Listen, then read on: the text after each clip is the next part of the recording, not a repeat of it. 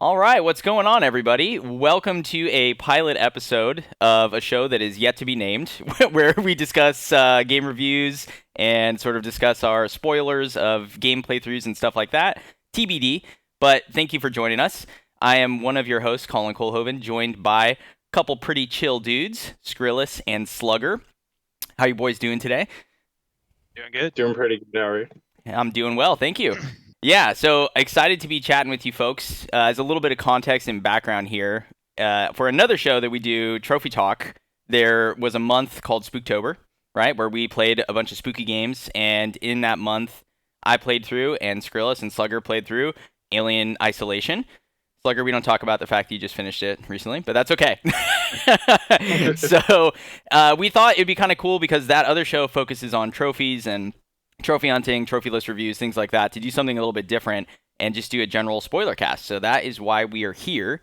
But before we get into the main, let's get a little background on your, experience with Alien Isolation in terms of like how you were exposed to it, your experience with the Alien movie universe, stuff like that. So let's start out with you, Slugger. How did you come to find the game? Let's see. So I'd heard about the game obviously through all the praise it was getting when it launched. Never bought into it though. Horror is not really my thing. Survival horror is not really my thing. Um, and then it came up in a sale probably a year and a half ago, and I don't know what it was, like maybe 9.99. It was something cheap, and I'm like, I can't pass on this. Like maybe I'll get around to it eventually, and it's sat in my library for the last like year. Um, and then all of you guys are like, oh, we're doing this for Spooktober. And I'm like, well, shoot, if I'm going to play it, like, this is the time to play it. Never seen an Alien movie. Um, all I know is that one scene from the second Alien, uh, the second Alien movie with Ripley in the big mech suit, like, punching the alien out of the spaceship.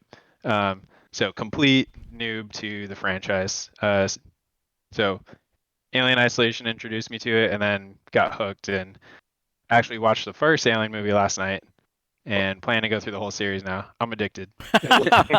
Let's go. Skrillis, what about you? What's your background with it? So I actually originally planned to play Alien Isolation after picking up Resident Evil 7. I had just finished it and I was looking for my next big horror game that I wanted to play through. I had picked it up, and just like Slugger, for me, it's about 2 years that went by before I was like, I need to just nut up or shut up. And uh, pretty much my exposure is almost the same as Slugger's. It's noob to the franchise, and actually inspired to watch and check it out actually by you, Colin. With as much praise as you give it, I felt the need to like get into it. And you know me with sci-fi, it doesn't normally click. I'm not big on it, but something with this, it worked out. Yeah, that's a good point. That you traditionally don't like sci-fi, and the fact that you enjoyed this game and the first couple movies you've seen, I think is good praise as well, and speaks to the quality of the franchise. And as a little background for me, like I watched the first movie when I was super young, so the franchise was not new to me, and I've seen all of them: Alien, Aliens, Alien 3, Resurrection, Prometheus, and Alien Covenant. And I had seen all of them before I played the game. But similar to you guys, I did pick it up when it was on sale about a year ago, I think. And if I recall correctly, Skrillex, you were like pushing me to get it because it was so cheap. And I was also playing a Resident Mm-hmm. Evil around that time. And I was like, all right, well, I'll pick Mm-hmm. it up, and just hung on to it for a year. And I planned for that Well, entire year. I was like, I'm going to play it. This Spooktober coming up, I'm going to check it out. So here we I are. was gonna say Yep. we all know I'm not a good influence on you guys. As far as, Not a good influence. yeah, I as far as push you Funny guys purchasing. to buy games you don't need. Yeah, for sure. For sure. What's funny too is I was very close to almost like completely dropping the game. I spoke with you guys in the past, but Hmm. I made it like No. made it 4 or 5 chapters in, and it wasn't because I was scared or anything. October, November's been crazy with new games coming out, Yep. and I put it aside for like 2 weeks, and then um, you brought the idea of doing this I guess podcast pilot, Yeah. or just talking about the game, and I'm like, you know what? I'll dive back into it, and then I got completely addicted, and it's all I played for like 2 weeks straight. Yeah, that's cool. Very cool. Let's do a quick, maybe just synopsis here. I've got the wiki pulled up, so people don't know. I don't have this all memorized, but let's do a little quick synopsis on what the game like plot is, the developer, that kind of thing, and then we can get into sort of our experiences with it in the main. Talk about mechanics, gameplay, mission design, stuff like that. So this game actually came out in 2014. It's a survival horror game, of course, developed by Creative Assembly, published by Sega, and it came out for the PS3, which I actually didn't realize. So it's PS3, PS4, Xbox 360, Xbox One. So it's like a cross-gen game, and I think you can kind of see that in terms of how the art design is and stuff like that. But it's set 15 years after the original 1979 film, and it follows Amanda Ripley, who is the daughter of the main protagonist in the Alien franchise, Ellen Ripley, and she's basically looking for answers about what happened to the Nostromo, the ship from the first movie, and for answers about what happened to her mother. And the gameplay is, very stealth focused, like, survival horror typically is. But you do have ways that you can fight back, which we're going to get into. And I think that's an important distinction that sets this apart from something like Outlast or Outlast 2 from Red Barrels, right? And yeah, so pretty basic synopsis. But if you have not seen the first movie, which neither of you did coming into the game, how did you take in sort of the opening cutscene and first couple moments? Were you completely lost and confused, or do you feel like the game did a good job of sort of like getting you right into the atmosphere? Um, I'll go first. I don't know. I think it did a good job of pulling you in. It's an older game, but man, has it aged well. Like, what year did you say it came out? 2014. So yeah, it's 2014. So older. yeah, I mean that thing could have launched last year, and you would really never know. Um, Game was beautiful. I guess sucked you right in because it's her story, not her mom's story. So even if you don't know the franchise, all you know is, hey, I have this main character looking for her mom. Hmm. Um, I I can see how seeing the first movie would um, make those opening moments, even the whole game, more impactful. But um, yeah, I don't know. The environment, the sound design, which I especially want to talk about later on, but Oh yeah, all of that pulled me right in, especially leaving the ship and all the things that go wrong, and you ending up, I guess, in the main game space. right. Yeah, it was good. Hell yeah. What about you, Skrilus? What did you think of the opening moments?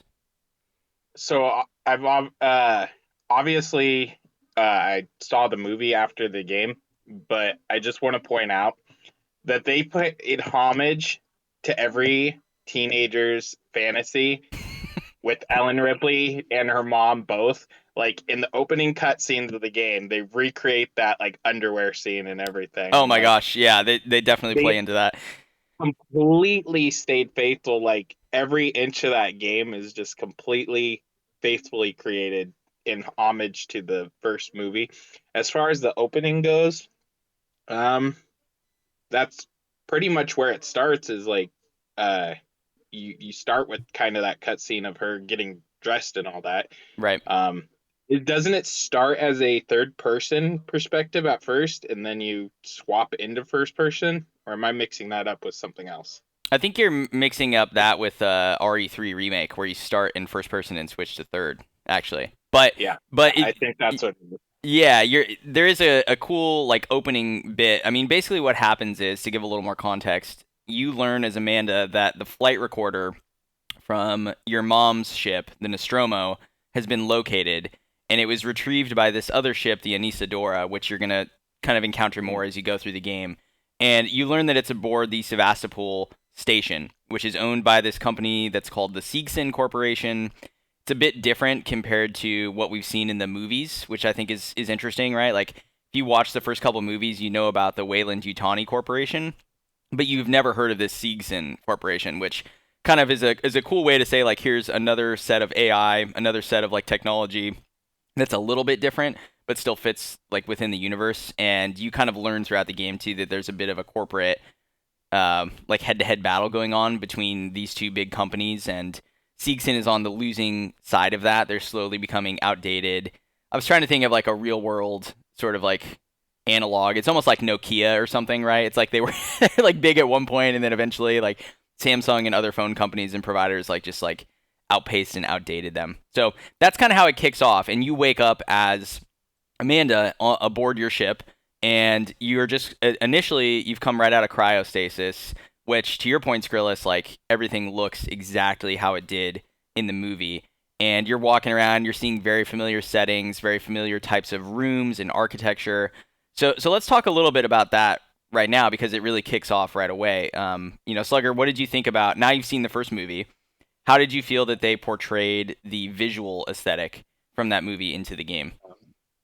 Man, it was spot on. Like, especially just watching the movie last night, it's fresh in my head. Like the whole time I was watching the movie, I'm just like, seen that, been there. I know it's not the same ship, but like the way they recreated her daughter's ship to look similar to Ellen Ripley's ship was, I mean, like Skrull said, it was so faithful. It's like you're almost playing, bits and pieces of the movie, from the sound to the design of the ship.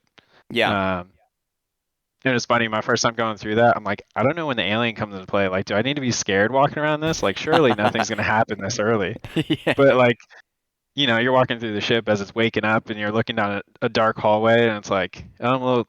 This is supposed to be a scary game, so I'm a little creeped out. And you hear the lights like click on, and things light up, and even though you should be relatively safe, the whole time I was thinking like, I don't know how safe I am right here. I don't know anything about this franchise at Yeah. this point, where I'm less than 30 minutes into the game. Right. I mean, you know what's going to happen at some point. You know the alien's Yeah. going to get introduced, and you're just kind of waiting for it. And they do a good job of building that suspense, like you said, with the sound design as well. Like, I really love the analog feel of the Alien universe. It's one of the things that I think sets it apart from other sci-fi. It's basically like they took the 1970s and they're like, let's just keep the same technology we have now, but now we're in space. So the computer terminals are massive, the buttons are like super massive things, and it doesn't really look that advanced by today's standards, which I think is interesting. But yeah, what did you think of the visual aesthetics of the opening area, Skrillis? How did you find it?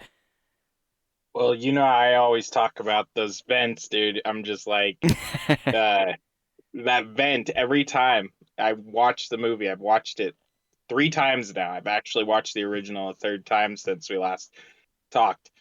And Nice. every time I see that first scene where the captain of the Nostromo Oh yeah, goes into the vent, and he's, Dallas. I'm just like, it just pulls me back into the game. I'm like, this is where I'm probably gonna die. I'm like, this is what's gonna happen. But as far as faithfully creating it, there's that there's that room in the movie, I call it the mother room with all the little flickering lights. Sure. I feel like there were parts of the game where they were trying to recreate it, but there was something about it. It kind of missed the mark for me as far as like trying to recreate that central hub, Mm. central area of like almost like the central area of the ship. Like they're trying, what's that called? Like the core area or like the Yeah, the yeah. core, the Mm-hmm. core. Mm-hmm. Yeah, For sure. Yeah. Yeah, I think I think for the most part it hits, right? Like 95% of what you encounter and what you see in the game is very faithfully adapted from the films. And I want to give a shout out here too to Creative Assembly because they're a studio that previously has made like the Total War strategy games, and then they get tapped on the shoulder to make this like first person survival horror game. And they kind of knock it out of the park. And not only that, they do a great job again of staying faithful to the source material, which previous Alien games have come and gone. They typically don't do very well. There's one that came out even a couple months ago, Alien Fireteam Elite, and I haven't heard like really anything about it since it came out. So this one I think stands apart for Alien fans in that it actually does its job incredibly well. So wanted to give them a shout out for that. But really quickly, let's get into, I guess, the main, once you're on the space station Sevastopol. So what happens is basically, like I said, you know that the flight recorder of the Nostromo is on the station. So you and a couple of your crewmates, Taylor and Samuels, travel via a courier ship to the Sevastopol station from your ship, which is called the Torrens. And when you get there, you find that the station is damaged. There's no external communications, so that's kind of like your first warning sign that like something's fucked up already. And you attempt to do a spacewalk, basically, to get on the station. Your line gets severed, and debris like throws you all around, etc., etc., and you end up on the station alone, separated from your crew. So you have this like prologue chapter, I guess we'll call it, of waking up on your ship and talking to your crew and just getting to explore a little bit. But pretty much right away, you get thrown into a situation where you know something is wrong and you're alone.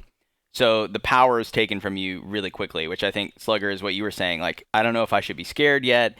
I don't know if I should be freaking out. The game like encourages you to immediately think something is screwed up, even though you don't really have any threat to you until about chapter 3 in the game.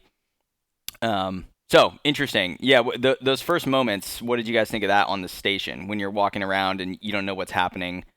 You know, we change environments, right? We go from a ship to basically a station where people presumably lived and worked for years. So it's much different.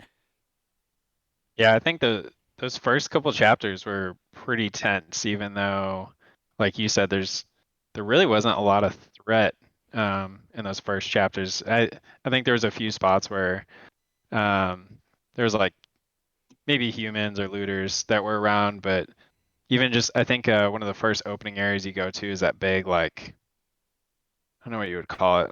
I think it was like the Galleria or like the shopping district, Yeah. and you can see the shops and you're reading like computer terminals about like restaurants shutting down and stores closing, Hmm. and the place is empty, and you're just I don't know, you're slinking around in the dark, and all you hear is the creaking and groaning of the ship, and as you venture a little bit further, you're seeing like graffiti on the walls, and it's like, oh, something's not right here. Like, Yeah. you know, something's gone wrong. It's an alien game, so you can kind of guess what went wrong. Um, I guess we later on find out it's a whole lot more than just the aliens, but Yeah. um, yeah, it was cool. And I remember talking to you guys while I was going through those sections. I'm like, do I need to be scared? Hmm. Because I'm so scared. I'm so tense. I don't know when am I supposed to be scared? Is the alien gonna like be introduced in a cutscene, or is he just gonna pop out of a vent? And I didn't know that. So the first like couple hours, I'm like crouched down, literally sneaking through everything. Yep. Um, they set it up so perfectly where it's like you're terrified, but they didn't really give you a reason to be terrified. Mm-mm. Just kind of like compliments to the design of that ship. Yeah, for sure. What about you, Skrillis? Sevastopol Station opening So moments. yeah, I briefly remember it for the most part. I haven't played. You know me, I haven't played through my second playthrough on my one shot playthrough. Hmm. But uh, the main stuff that really stuck out to me is like Slugger was touching on. There's almost like a split on the ship of like there's like kind of these groups throughout the ship. There's the anarchy, humans that are gonna like kill you on sight. They're just like they don't even care. You're a threat no matter what. And then you have I don't know if you guys ever caught on that some humans won't even go after you. Like they'll just chill. They'll just sit there. They like you're fine. I got you're good. Yeah. But it almost felt like they were trying to be like separate all these different kind of I don't want to call them creatures, but just these different sections of characters. Hmm. You got the androids versus rogue androids. You got the humans versus rogue humans. You got, the alien itself. And then your experience when I really first started to notice something was probably going to go down is when I get my first ID tag. Yep. When you come out of that vent, you drop down, and I'm like, I'm waiting, just waiting for something to happen. Like I'm like, okay, this is where I'm gonna die. This is the first death. This is what's gonna happen, and it's weird because it lured me into a false sense of security because I was like, okay, like Slugger said, when am I gonna encounter this? When am I gonna die? When am I gonna be scared? And sure enough, like toward the end, I believe it's the end of chapter 2 where you're at the is it 2 or 3 where you're at the end and you're at the tram car Yeah, I and you think push the it's button and you're 3. waiting on the yeah, but you're waiting on the tram, and that, like you guys said, the sound design, like the music's just like bouncing backwards and forwards in my headset, and like, is there an alien around the corner, around the pole that's gonna come and rush me? Am I gonna, I'm Yep. backed up against the post, waiting for that tram door to just open, and sure enough, I guess if you hang around long enough, the alien actually does show up at that point. Like, Yeah. It's scripted to if you kill you don't if you wait. immediately go into the yeah. But for the most part, like one and two, the only notable things I found with I didn't find much other than the story arc for one. Chapter one was kind of like, your introduction to the characters, you're getting launched onto the ship, like you said. Nothing pulled me in too much there. Two, that moment with the ID tag, that's about the biggest part. Hmm. And then three is where it really started to hook me and started to get me. Yeah, I think chapter 3 into chapter 4 is kind of where the game kicks off proper. It's a bit disorienting actually because the first few chapters are really on rails. Like you don't have a lot of exploration options. It kind of guides you into some uncomfortable areas. It makes you go an event. It makes you go through dark rooms. But eventually you get that ID tag, like you said, Skrilus, and you also pick up a wrench right there as well. So that's when you're kind of like, okay, they're giving me the ability to defend myself here. What's going on? And what I remember is you find that NPC. I can't remember the guy's name because he dies. Spoiler. But he's like trying to guide you. You sort of make a quick deal with him, like, hey, something's up. I need to get to communications. If you can help me get there and contact my crew, you can come on my ship and we'll leave, right? And he's like, all right, cool. And there's a part There's where you Axel. Axel, thank you. Yeah, there's a part where you get separated from him, and he's like, "Oh, you got to go around and turn on the switch on the other side of this glass." And that's where I thought for sure the alien was going to kill him, Yep. and I was going to come back, and he was going to be gone or something. But the game subverts your expectations there too, and he gets attacked by a human, and that's sort of your first instinct or your first like sort of glimpse into the fact that humans are also going to fuck you up on this space station.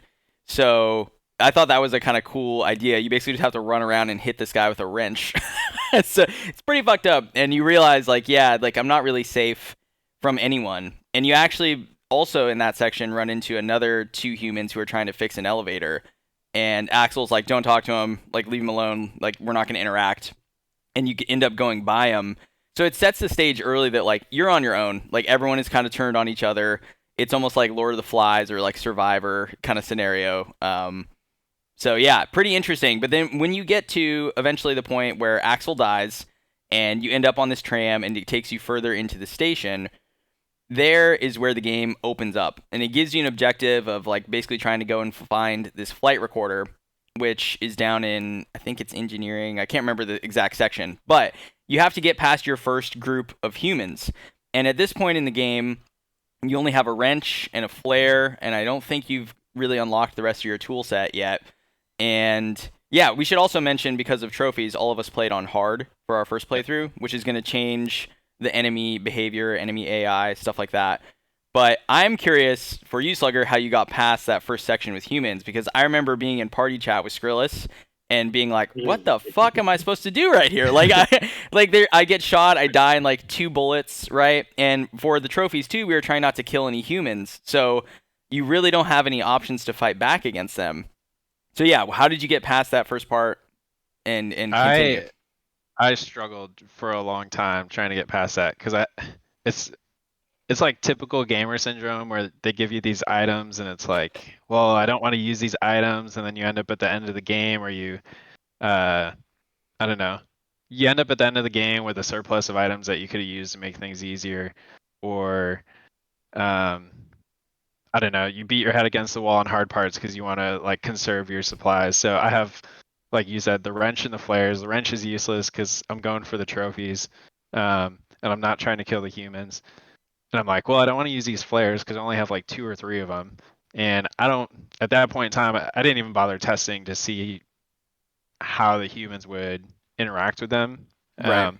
It's kind of obvious, they could be used as some type of like distraction device. So I tried to stealth my way through that big bay. You have the stair set on the back right. You have the stair set on the back left.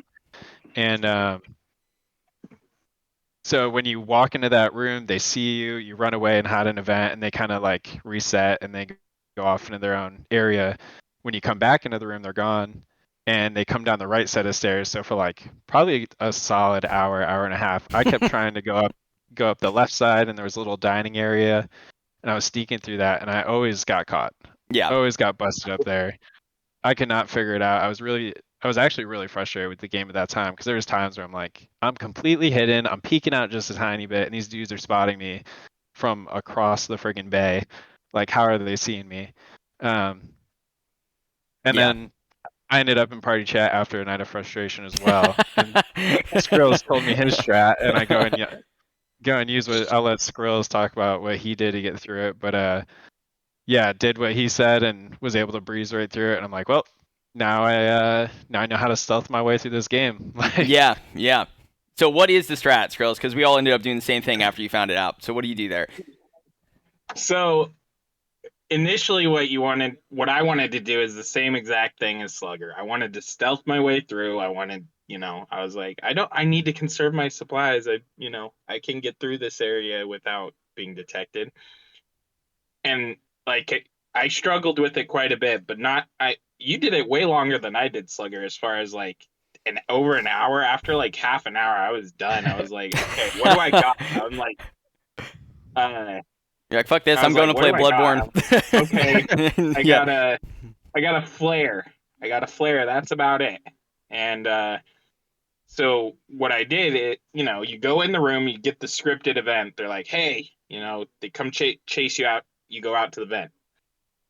So I observed their location. Like you said, they always come down the right stairs.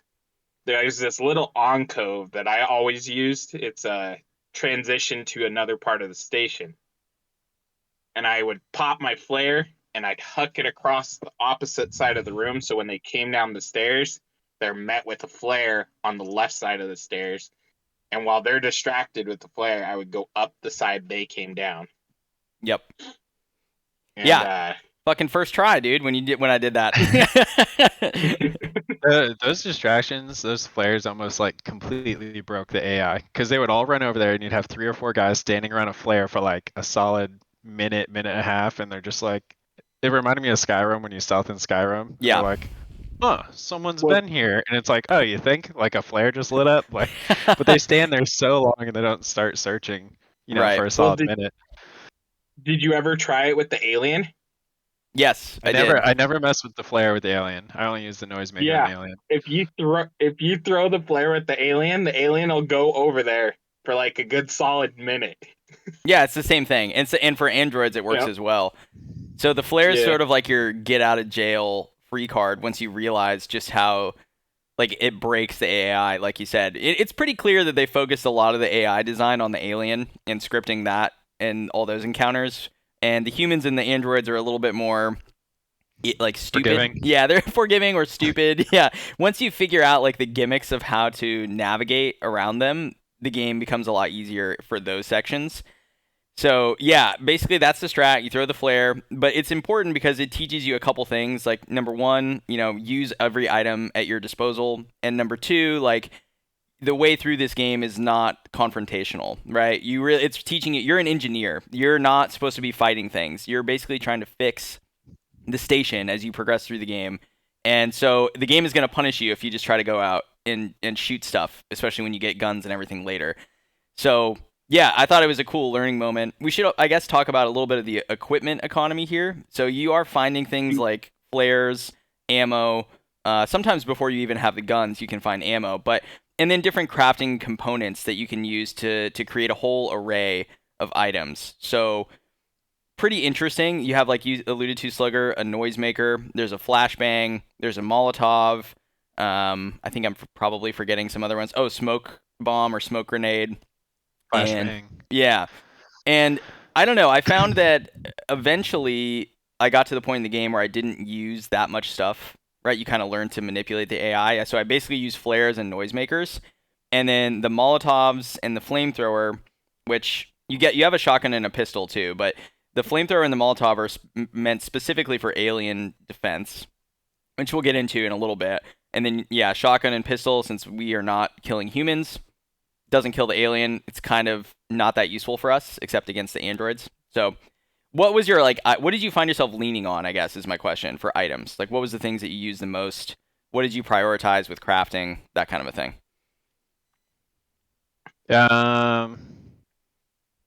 Man, I was a flare and noisemaker dude all day. Even even with the androids, I really didn't start using the items against the androids until late game. And I don't know why, like, because they could have saved me so many times with like, I remember the first time I used the EMP mine, I was like, oh my god, I've been missing out not friggin' using these EMP mines, because they can just wipe out such a massive group of androids, which give you time to run. Never used the stun rod. Oh yeah, stun rod. Thank you. Again, didn't use that till late game. I really did my best to try and like conserve my stuff because I'm like, surely this is gonna get harder, and it did. I remember by end game, and I'm jumping way ahead, but I was pretty low on supplies. Like it seemed like the item economy early to mid game, they give you a whole lot of stuff. You're almost maxed out all the time. Even on hard mode, things are dropping left and right. And then by the end of the game, I was like empty on everything, and I was desperate, like trying to find my way to get through sections, which led to me using all those different items that. It's like early game, I relied on the flares and noisemakers, and I didn't touch anything else. In late game, it's like, well, I don't have anything else, so I guess I'm gonna experiment with like the smoke grenade or the flashbang and see what it does, and realize those were important too. And I'd kind of been sleeping on them. Yep. Yeah. What about you, Skrilus? You're shaking your head over there like we're idiots. So I was you're gonna using say- different shit. I was gonna say, you guys sleeping on that flashbang, dude. Every human encounter, you guys should just be using them. Like, there's no reason not to. It's not a lethal kill. It's not like it kills them. It just blinds them. Yep. But I found myself, especially in one section, I'm sure you guys remember. It's the room where 6 or 7 androids Oh god. pop up. Yeah. That's And like the you have- Android showcase. It is actually. The gauntlet. Yeah, the gauntlet. That was the only time I'm like, huh, this would be a good opportunity for an EMP. Because, it's going to just stun all of them. Yep. But I never found myself using pipe bombs. That was one instance I did. I was like EMP and then threw a pipe bomb in the middle of them. And sure enough, it wiped all of them out in one go. Yeah. But other than that, like, I used the stun rod twice, I think. And after I got grabbed a couple times by androids trying to stun them, I was like, useless, never touching it again. Yeah. Not doing it. And then Slugger, did you ever try to use your stun rod on the face huggers? No, you told me you could, but I'm like, I can barely hit these things with a shotgun. Yeah. Because I really didn't want to use the flamethrower on them, and I'm like, if I can't hit him with a shotgun, there's no way I'm hitting him with the stun rod. Because I had the same experience as you. I could barely hit the androids with the stun rod. There was such a weird like timing. You had to be perfect with the timing, or they would grab you. Yeah. It was actually really useful though. Go ahead. As far as any other items go, you both know what happened with me. You guys got the luxury of using the noisemaker in the early game. I didn't get it till like chapter 14. Yes. Yeah, I mean, it's one of the better areas. Yeah, that's a good thing to bring up. Yeah, it's one of the better areas to use. You get the noisemaker in because we'll talk about it in a bit. But yeah, I just felt like I was at such a disadvantage for not getting that item that you guys got. As like, you guys clearly did a little bit more exploring than I did, where I just overlooked all these things that could have helped me. But correct me if I'm wrong, Colin. Didn't you miss like the flashbang or something early in the game? or something big early in the game, and you're like, "What? I get that till like chapter 9." Yeah, I missed the EMP.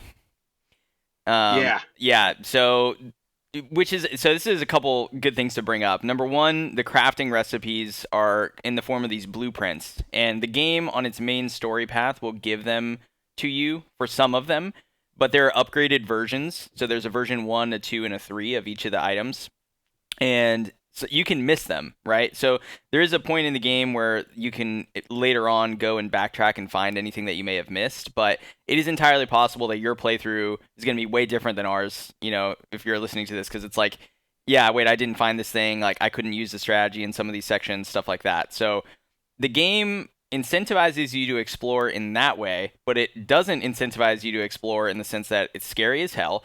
There's a lot of noises going on, and when you're moving around, it's important for us to talk about, I think, how noise works in this game.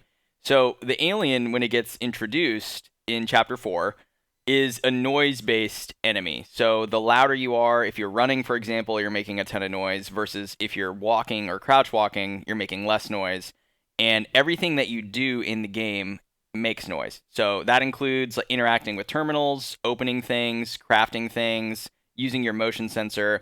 And on lower difficulties, it's probably not as relevant, but on hard and nightmare, the alien will hear you craft something. It will hear you use your motion sensor. And so it's this weird dichotomy of yeah, I want to explore because I need items, but also the main path is right here. I'm taking a risk going and doing these other things when, I could possibly alert this enemy that'll one-shot you. So Chapter 4, like we talked about, alien gets introduced in a pretty cool cinematic way. And additionally, you end up finding this thing, which is the hacking tool. Can't remember the specific word actually for what it's called, but basically it's like this little computer handheld terminal hacking system, security access tuner. And that also gets upgrades, but this sort of is your first hint that different doors will unlock at different points in the game. There's a really slight Metroidvania aspect to this where you'll come back to areas with new options and new tools that allow you to access things. And yeah, so I just thought it was a cool balance, right? Anytime I wanted to use an item, I was always freaked out. I want to craft this thing, but fucking A, you can hear the alien in the vents above you. So I guess now is as good a time as ever, because I don't want to go beat for beat through every single chapter necessarily. I think there's some big ones that we need to hit on. But alien AI, what did you guys think of the alien AI, how it interacted, that kind of a thing? Because of course this is the main selling point for the game. So first couple encounters, how to go, that kind of thing. Did you know there was a director AI? Yes. Because I didn't know that until after I beat the game. Mm-hmm. I just looked it up now, how the director AI works. If you're interested, I can read bits of this. It's from 2game.com. It does a quick summary. Yeah. It's pretty interesting. Yeah. So the director AI is kind of your overarching AI, not the specific aliens AI, and it measures 3 elements at a time. It measures if the Xenomorph is in the player's line of sight, and then it calculates the distance of the player to the Xenomorph and if it can get to them easily. And then finally checks if the Xenomorph is close to the motion tracker but can still reach the player in a short time. And if any of those things are too low, it will kind of guide, I guess, direct the alien AI closer to your location. Fuckers. Yeah, which is crazy. You have this overarching AI kind of telling the alien, hey, he's in this, general direction, but not telling the alien exactly where you are. Kind of blew my mind a little bit because I don't know. I thought it was just the alien AI, and it's oh, if he's near me, I'm making too much noise, or something around me is making too much noise, which I know is the case. The noise does attract him, but it's cool you have this overarching AI that's kind of doing some work behind the scenes too. Yeah. So it's real quick, Skrilus, before because I want to hear what you think. But there's that director AI. There's the noise-based proximity AI. So the director AI might push it towards you, and then if you're making noise, it'll hear you, obviously. And then there's scripted moments where it's going to appear every single time as well.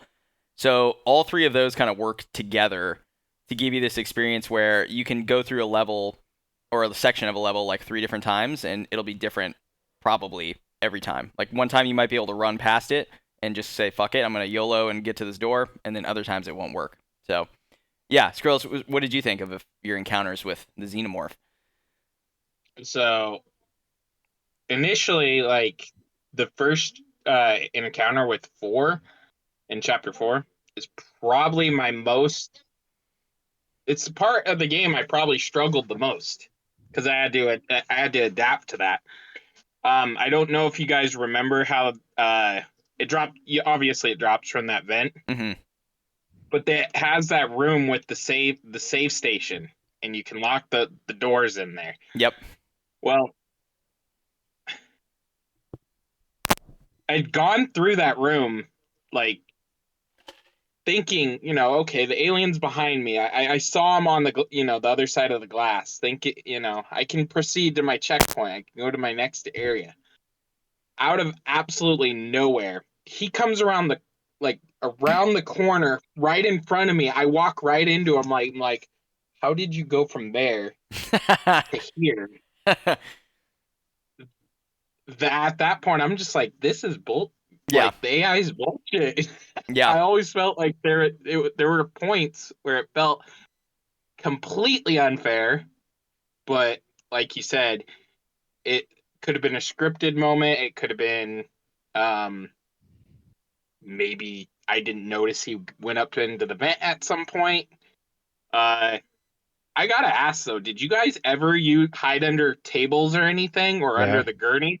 Yes. Did you actually use those? I When did. he Yeah. See, the whole side med for the section. longest Mm-hmm. for the longest time, I didn't know you could hide under them. Yeah. So I was trying to just like YOLO through God and damn. walk slowly. Yep. And you remember what I told you the whole about up till chapter 7.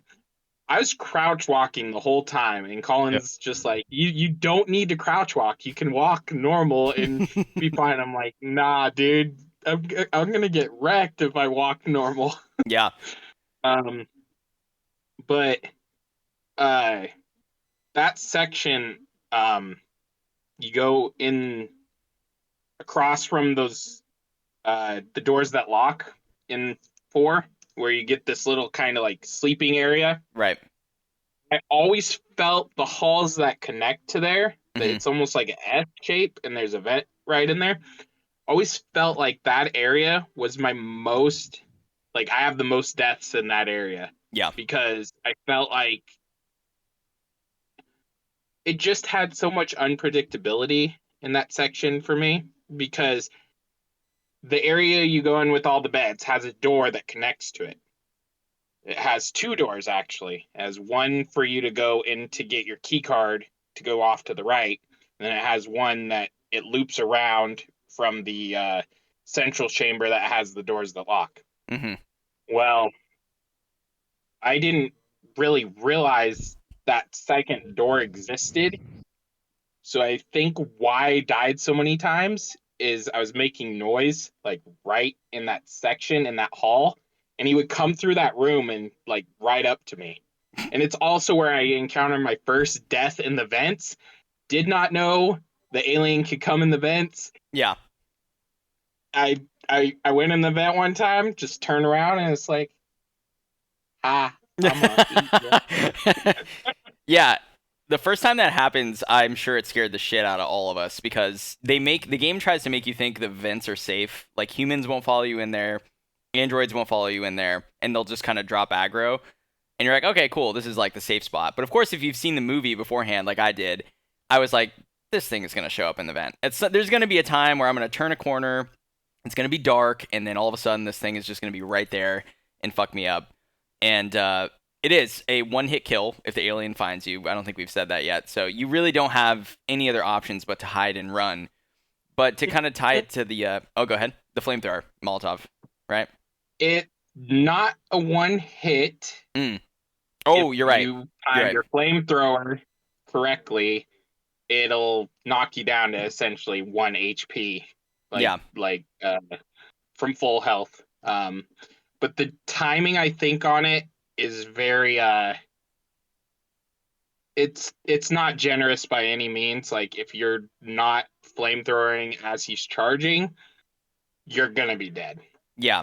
You just you got to be on point with your the timing on your flamethrower.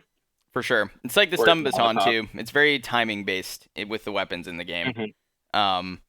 Yeah, what I was going to say is that the AI has another level. So we talked about those kind of like 3 ways that the alien moves around. It actually has another algorithm where it learns throughout the game. So that is why I wouldn't say cheating, but I would beat a section and then I would watch a speed run of that section and just kind of see how they had done it. And through the course of that, I learned a couple things. One of them is what I told you guys, which is that you actually make no less noise when you're walking as opposed to crouch walking, which the game wants you to think that there's a difference, but there's actually not. And the other thing is, that there's this learning that's going on with the alien. So it will ramp up over the course of the game and start to check these areas that it might not have in the beginning, such as under the gurneys, in lockers, in cabinets, those kinds of things, in the vents and in the tunnels. And speedrunners will abuse this, and they won't hide in specific areas on purpose, so that when they need it in a later section, they can do it, and the alien won't check it. But you get to a point, I think it's or mission 16 or 17, where the full suite is unlocked. And so no matter what it's learned at that point, the alien is like as smart as it's going to be. So that's a pretty interesting thing to think about when you're playing through the game too. You had that experience with the locker the other night, didn't you, Slugger? You didn't know you could hold your breath. Yeah, yeah. so I never really like hid in the lockers against the alien because I always felt safer just moving. I knew about the hiding under tables and gurneys thing, so I was constantly like, I would abuse walls, hiding behind walls or around corners, and I would abuse hiding under tables and gurneys. So I never really touched the lockers. Part of that is I don't know if it affects the alien AI. Maybe you guys know, but when you clamber out of those lockers, like it is so loud. Yeah. Like, it's like Ripley comes like full speed ahead out of these lockers, and they're so loud in the headset, and I'm like, oh my god! Every time it'd scare me, even though I'm pressing the button to leave the locker, Right. and I know it's coming. And so towards the end of the game, yeah, I hid in the locker at one point, and the alien actually got close and started sniffing around the locker, and I see the little thing pop up, and it's like, lean back, hold your breath, and I'm like, oh god, what's all this? I didn't know you could do any of that. Yeah. It I kind of forgot how to do it. Is there a button that you have to press to hold your breath, or is it prompt? A little prompt comes up, kind of Okay. like a mini QTE. I don't know. I was too scared not to listen to it to see what would happen. So Yeah, it's terrifying. Things like sniffing around right outside the locker for you. Fucking wild. So I think with that is like I like the lockers being there, but I hate them at the same time because I remember there was one point I got in a locker and I spent like 15 minutes just sitting in the locker because I was like, he's right outside. I know he is. I'm like, well, I got to do something after 15 minutes. I can't just sit here and not do anything. But that's the one thing I kind of don't like with the learning is early on when he doesn't know you're in a locker or he doesn't know that you do that. You can sit there as long as you need to, I guess, to gain your composure to, just start proceeding. But if you're like me, I get nerve wracked by that kind of stuff. Like, Yeah. you know me with Resident Evil like 7. You found Jack so intimidating and scary. For me, he's just another guy. He's not another guy. He's just another guy. He's not intimidating at all. But the alien, I don't know what it was. I think it, like you touched on, the sound design, like it messes with me, man. Yeah. Like I'd always use my motion tracker so much in the early parts of the game. I was like, dude, he's right next to me. Like you see the dot right next to you and you're like peering out of the locker and you don't see anything. It's like, is he in the vent? Yeah. Like, how's that work? Is that what that is? Is he like moving throughout the vents? He's like I'm sure if we could like zoom out. Right in next to you. Yeah. And then he's not actually there. Where the hell is he?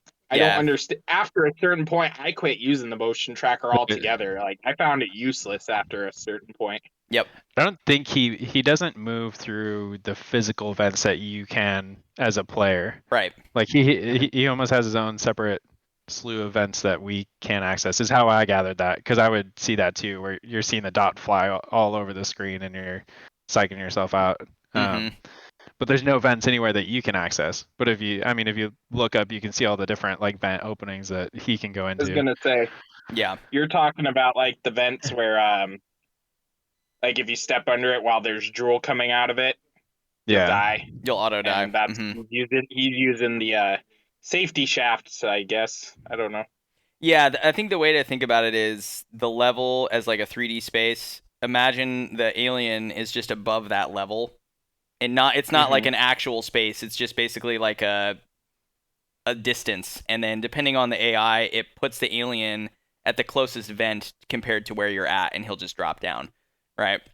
So it's not like Jack, like you were bringing up earlier from RE7, where he's physically moving around the space the entire time, or like Nemesis or Mr. X from RE2 remake. It's more of it's meant to scare the shit out of you, so it's just gonna pop up, right? Yeah. It makes me wonder if how you would see it if you were to no clip out of the map. Like how would you see the alien? Would he just be like running around in outer space?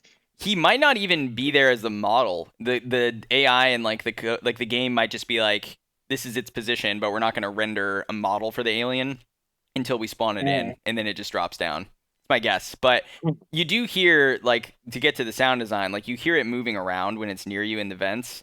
But the game does a good job of also being like, well, it's a space station that's old and kind of busted, so there's just a lot of noises anyway.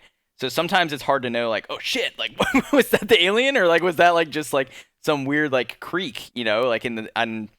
So I definitely recommend playing this game, by the way, with a headset. If you're playing it on a TV, you're doing yourself a disservice, and it's also going to be way harder, I would imagine.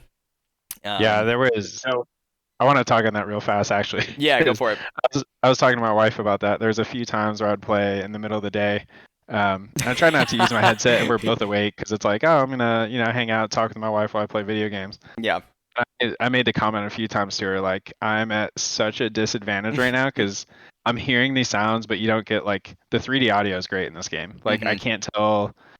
So when you don't have a headset on, you don't have that 3D audio. So all you're hearing is the noise, but you have no idea what direction it is, how close or far it is. It was almost putting it on like extra hard mode, because it's like, for sure. Yeah, I know he's here, I know he's slinging around, but I have no idea where he is, and the only way I can know is make visual like contact with him, which I don't want to do. Yeah, exactly. Before we get too, into the, we've gone over a lot of the systems and stuff like that too. Like, I don't want to, again, go over every single mission, but as a general structure, right, at this point in the game, you've been introduced to the alien, you know that humans are bad, okay? and you're basically trying to run through and repair different parts of the station. And I like to think about this as like the part of the game where like you get fucked over and over again. People take advantage of you to say like, go grab this thing, or go fix this thing, or go get this key card. And meanwhile, they're kind of just using you as bait. And this continues as like a trend essentially up through chapter 10. But something we haven't talked about yet are the androids. So the androids get introduced, I think, in chapter 5 when you're going to communications. Right? Medical. Okay. So yeah, and they're another enemy type. They follow a lot of the same rules as the humans do, as far as like getting distracted by flares, all that fun stuff. The difference is, based on our trophies, we could kill them, but they're kind of tough, and they're just like slow, lumbering machines that walk around and come towards you. And just like humans, some of them are aggressive and some of them aren't. It depends on the area of the station you're in and what you're doing. And yeah, you do have some tools to combat them. Later in the game, we forgot about one of the guns. It's like a nail gun or something, or like a bolt gun, I think it's called. Yeah, the bolt gun. Yeah. So you have tools to fight them, but they're a consistent threat throughout the game. And one of the things that I wanted to kind of talk about was, you guys have seen the movie now, and the AI from Weyland-Yutani, which is the science officer on the Nostromo, spoiler for the first movie, way more advanced, way more human-like, way more intense, and it's 15 years before the game, where you're seeing these like Seegson androids running around. So The what did you? working Joes. Yeah, the working Joe. So it kind of introduces this whole idea of like there's like a technology race to make the best like versions of AI that you can. So what did you guys think of the androids and fighting them throughout the game? I talking about that technology race. I loved reading a lot of the logs off the computers, and a lot of it was like staff gripe about how bad the working Joes were. Like they were either causing injuries, or they weren't where they were supposed to be, or they just weren't doing their job. Um, I didn't think anything of it. I didn't like they talked about how bad they were, but once I saw the connection once I saw the first Alien movie, uh, I made that connection. Like, oh, the Wayland Yutani drones or AI are like way more advanced than these working Joes. Yeah, for sure. And you actually get um, introduced to one AI in the game, which is your homie Samuel, right? Who's from your ship. You eventually make yeah, contact with him, and he's an AI. So you have like a direct comparison within the game as well, which I kind of forgot about. they were cool though. I thought they were just as scary. Maybe not as scary as the Alien, but they were definitely just as much as of a threat, especially on hard mode. I think if you got grabbed twice, uh, so if you're at full health, you could essentially get grabbed twice hmm before you're dead. That second grab would kill you. Um, and the nice thing is they're kind of slow, so if they see you, you can run away, but they're persistent. They don't really stop if you're not able to like get out of there and hide. Yeah. There was a lot of times I was, scared and I'm running, and then there's two chasing me, and I can't find a locker. I can't find anywhere to hide, or I end up hiding somewhere, and one must have rounded the corner and saw me jump in a locker, and he grabbed me. So I thought they were good, especially their creepy eyes in the dark. You see Oh, their like glowing eyes, and they're just talking to themselves, or they see you, and they're like, "Oh, what are you doing here? Let me help you." But they're not there to they're not there to help. nope. What about you, Skrilus? What did you think of the androids? I tended to avoid them for the most part. I don't know if you picked up on it, but you could tell friendly androids from hostile androids by their eye color. Yeah. Yeah, red or blue. Yeah, yeah, hostile are gonna red, and like you just said, red or blue. Um, but did you guys ever, whenever I saw an android on the ground and their eyes are still glowing, I always popped them in the head with a round. I was Mm, like, dude, this guy's gonna get up, and yeah. and he's gonna get up and come after me out of nowhere. And they do, Um, actually. Yeah. I Yeah. didn't do mhm, that because they I was do. worried about noise. So the other way that you can get around this, and again, this is cheating, I learned it from the speedruns. If you stay looking at them when you walk by them, so just have your camera pointed down when you walk by them, they won't wake up. It's so the game Ah. is like basically assuming you'll just keep walking and look the other way, and that'll trigger them to wake up. So that's what I did to avoid them.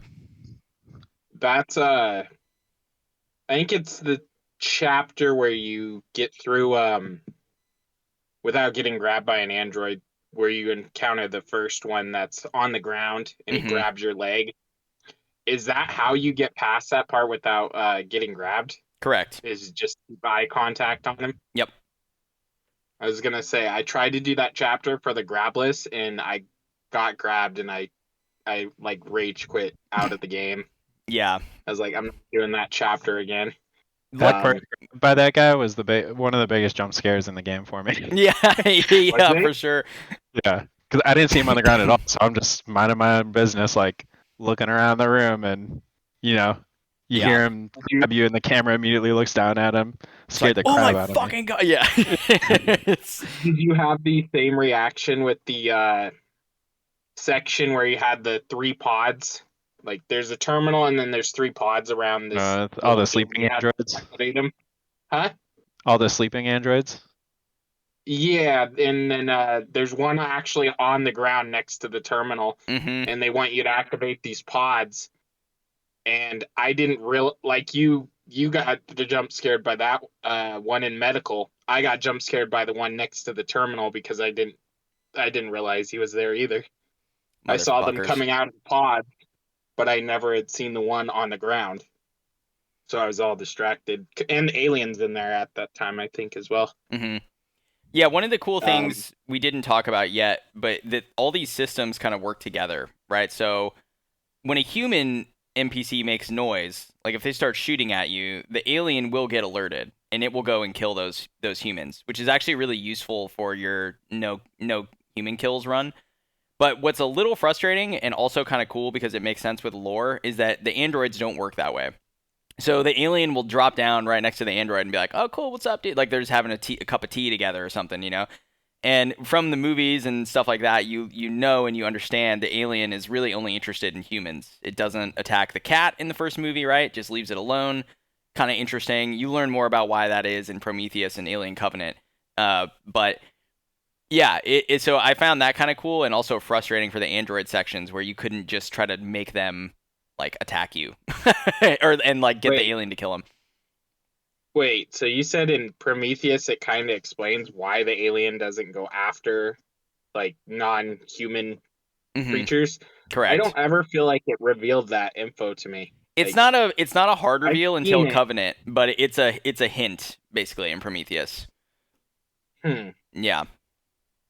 They even though he didn't go after the aliens, or even though the alien didn't go after the androids, I still felt like that came that became useful at times. Like Hmm. there was a few of those combo sections where you're stealthing through areas where androids are present and the aliens present, so you're trying to hide from both, and you'd be hearing the alien clamber around in the vents. There was a lot of times I missed him dropping down, and a few times the androids actually like saved my butt because you hear him talking to the alien like, "Oh, unidentified species," Oh or yeah. "What are you?" Yep. And I'd hear him say that, and it's like, all right, I know he's here. Now I need to like chill a little bit or be slow through this area. So I Yeah. thought that was pretty cool. You could almost like use them talking to the alien to build your situational awareness. Yep. 100%. And I like how those systems Actually, play together. Go ahead. I actually didn't know that's what he was talking about. I never caught on to that actually. When the alien, not alien, the androids would be like, "What are you?" Hmm. I always thought they were talking about me. Like as talking about Amanda, I'm like, I'm Yeah, you, basically. Yeah. yeah, that just the alien spawn. Well, dropped down into the room or spawned in the room, and Android saw him. Yeah, which again, super cool. Uh, to fast forward a little bit in the story, so you continue basically fixing different things around the station. You eventually make communication back with your crewmates, Taylor and Samuel. Samuel is an android, spoiler, but Taylor is hurt. She needs to go to medical, so you continue on there, get more access to the station. It's kind of the mission design and the structure. They're unique areas, and there are cool moments in each of them, but the general premise is pretty much the same for the first like 9 or 10 chapters. Like, try to get to something, fix it, or grab a key card and move on.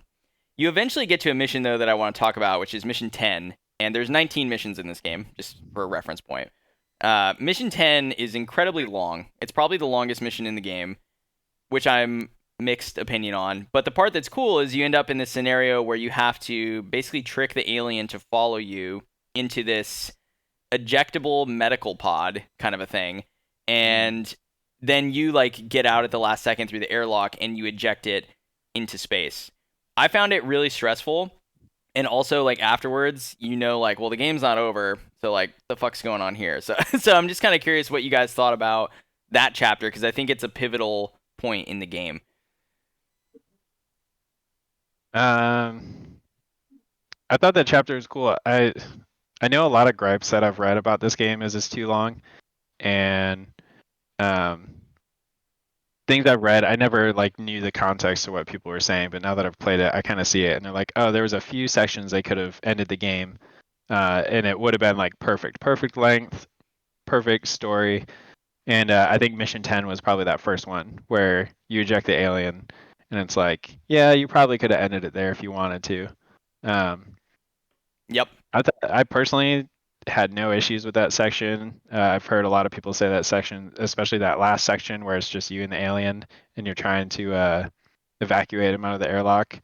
I went through that pretty easily. I abused the hell out of the vents Yeah, what and I just did. went back and forth through that section through the vents. You were Um, in party chat when that happened. yeah, I was.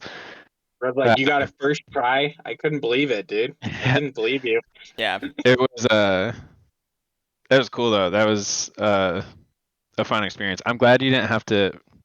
Maybe you can physically attract the alien into the evacuation pod with you, but I went in there without him, and it started a cutscene. Mm-hmm. Yeah, Yeah. No, that's the trick. that was a long section. That one section took me like a good 3 or 4 hours. Yeah. Because I started it at the beginning of the night at maybe 9 o'clock and played it till about midnight and beat it and then signed off. Yeah.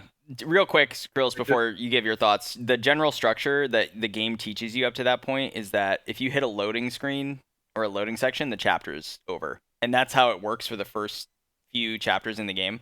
And then chapter 10, I remember, was the first one where it was like I hit a loading section and I was like, cool, chapter's going to be done, let's go. And then, oh, no. And it did that like 3 or 4 times. So, yeah, what did you think of that chapter, Skrills?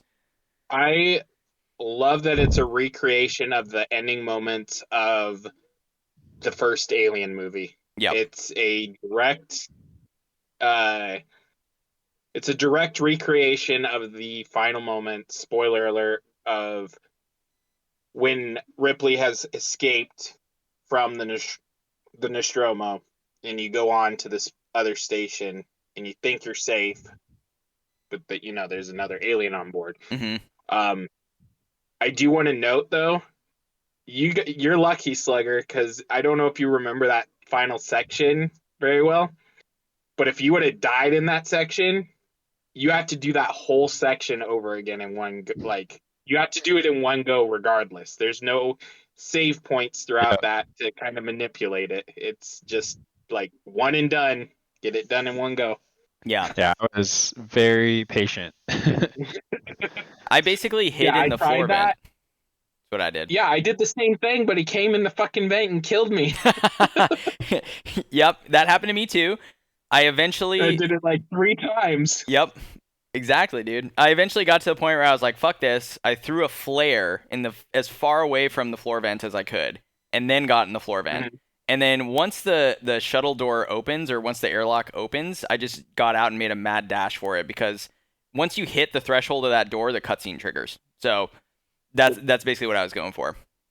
Well, isn't there a 30-second delay before you can actually go into the shuttle? Well, yeah. So you 30? trigger the shuttle to like come and the door to open, and then I threw a flare, hopped in the floor vent, and just sat. And then once I heard, you can hear it again. The sound design is really good. You can hear when trams arrive. You can hear when doors open, because there's a delays for a lot of this stuff. Then I just popped out and I was like, "Fucking YOLO!" I'm running over this thing. Yeah, I'm surprised Did you we guys haven't talked about save points though, Skrillis. You brought that up, which is a really good point. The game doesn't autosave for you all the time. There are save stations. Mm-mm. So what do you guys think about that? It's like Resident Evil typewriters.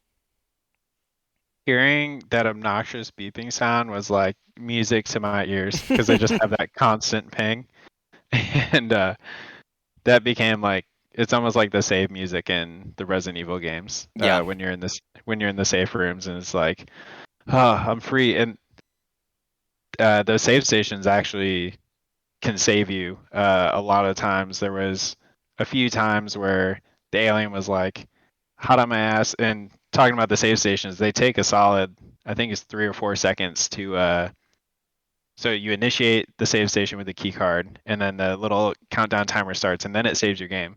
So you can't abuse it while you're being chased. You almost have to, because if you're being chased by an android or humans or the alien, if you start that countdown timer, you're stuck sitting there at the save station. You can very easily die.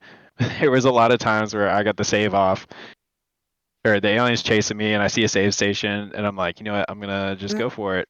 Or maybe not chasing me, but he's in the general area. Right. And count down the 3 or 4 seconds, save the game, and then next thing I know, like I'm just impaled, and the alien grabs me and kills me. Luckily, they don't. It'd be awful if you could break your game saving that way. But luckily, when you respawn in those moments, it kind of like resets everything. When the game first came out, you could break your game. Yep. It's patched in. Like they patched it. I'm sure I that was did. annoying for a lot of people because I had that experience too, where I like saved and it was early on in the game, and then like got done, and then there was just the tail coming through my chest, and I was like, well, shit. So I had I had one experience like that, and I was like, okay, I hear him. I know he's behind me. I'm in the middle of saving. Do I save or do I back out, accept my fate, and try again? I ended up just backing out because I was like, I'm gonna die anyway. There's no reason to save. Like, because I was thinking it would, like I didn't know it wouldn't brick my game at that point. sure. Uh, you guys are the reason I actually know that it won't do it. Um, as far as save stations go, I remember you were in maintenance, Slugger, the other night, saying you're trying to exit. You're like, do I YOLO? Do I just run out and try to escape? I'm like, just save before you run out. You'll be fine. Then you don't have to do everything again. Yep. But I get what you mean by being like all nerve wracked to save when the alien's around, because in maintenance, which it's probably the number one area you're gonna just like be the least safe in the game that you can possibly be, because as both in 14 it introduces two aliens to the mix instead of one. Hmm. um and so yeah, I get what you mean by not being able to abuse it when you have the alien around. And there's also a Originally, timer too, right? Like it won't let you save like multiple times in a row, yeah. so you can't Yeah, just you like. have like, I Mhm. think it's either 3 minutes of waiting or complete an objective and come back, and then it'll be available. Correct. Yeah, you have two options there. Originally, Yep. I really didn't like the save station. I'm like, man, can we just get autosaves? Like, this is I miserable. know. I remember that. But now that I'm thinking, like, looking back on it, it made the experience that much better because it reminds me of like Souls games or Resident Evil, like we said, where I don't know, it gives you something to look forward to and it adds to the stress and the intensity Hmm. of like the horror, I guess. Because there's a few sections of the game where it's like, I haven't seen the save station in like 20 minutes. Like, Yeah. if I die here, I'm gonna have to redo all of this. Yeah. Um, It's it's a so throwback. yeah, so when you reach those save stations, it's such a um, I don't know, such a relief. Yeah. And again, 'Cause- everything in the world follows the same rules. So when you're saving, it makes noise. It's another reason why if the alien's in the area and you're saving, he's probably gonna can know you're there and come over to you. So it's interesting. Because it's only in the last, I want to say probably only in the last 5 years that every game basically has an autosave now. I think the fact that this was on PS3 was at a time just before autosave was a consistent thing, and you still had to save your game. Mm. Like it was at the end of the PS3 life cycle. And if I'm correct, there's a lot of games back then you still needed to manually save it, or you're at the mercy of the old autosave where it auto saved an hour ago Yeah. and you lose all your data from the last hour. Yeah, so the game does autosave at the beginning of missions. So it's important to note that. So if you forget to save, you won't go back like hours and hours, but missions like we've said can be pretty long, especially a few of them. So yeah, I you brought up an interesting point earlier, Slugger, about how there's one of the main criticisms for this game is that it's too long and that there's a couple different points where it could have ended. I think chapter 10 is probably the first natural point in the game where you could say, yeah, they could have ended it here, right? Hmm. And then we move on from there, and you're back on the station. You're back on Sevastopol, and you're at this point trying to figure out a way to either get a ship to come dock at the station so you can leave, and you're also trying to worry about shutting down the androids who are all going crazy. So your objective kind of shifts. You get this couple chapter period where you're not worrying about the alien, which I found amazing. I was like, yes, like such yeah. I was like, oh my god, I can just kind of walk around and run around with impunity. Pretty cool. There's a couple chapters in here though that I think are notable, and they're a flashback sequence where you are walking on the same moon that the original crew of the Nostromo walked on in the first Alien movie, and you're going to that same distress beacon from the movie, and you end up shutting it down, and of course, facehugger stuff ensues where one of the crew members in the flashback gets attached, and that's how the alien comes on board Sevastopol. Basically, that's how it gets there. But they're basically 2 chapters of like walking sim. They're really long. There's not a whole lot to like look at or see. I felt like these chapters were a little bit too big. What did you guys think of the flashback sections where you're walking on the moon? I guess in general too. Let's say like there's other points in the game where you're walking outside. What was your stance I'll on be like honest. space station stuff, like spacesuit stuff? I'll be honest. I don't really remember it. Yeah, it's not very memorable. I feel like it was not needed. I didn't feel like it was added a whole lot to the game. Mm-hmm. I feel like it's a chapter that you could have cut, and the game still would have been just as good.